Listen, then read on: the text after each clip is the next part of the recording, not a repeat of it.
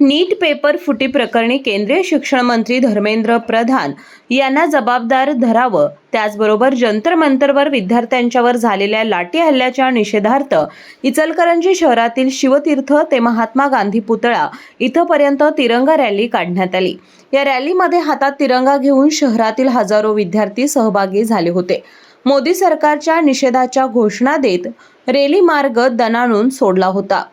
विद्यार्थ्यांच्या या रॅलीला पाठिंबा देण्यासाठी माजी खासदार राजू शेट्टी, ठाकरे सेनेचे जिल्हाध्यक्ष संजय चौगुले, प्रदेश काँग्रेसचे सरचिटणीस शशांक बावस्कर, माजी उपनगराध्यक्ष प्रकाश मोरबाळे, सागर चाळके, संजय कांबळे, भाऊसाहेब कसबे यांच्यासह विविध राजकीय पक्षांचे कार्यकर्ते, पालक, विद्यार्थी मोठ्या संख्येने सहभागी झाले होते। रॅली मार्गावर मोठ्या प्रमाणात पोलीस तैनात केले होते। महात्मा गांधींच्या पुतळ्याला अभिवादन करून रॅलीची सांगता झाली।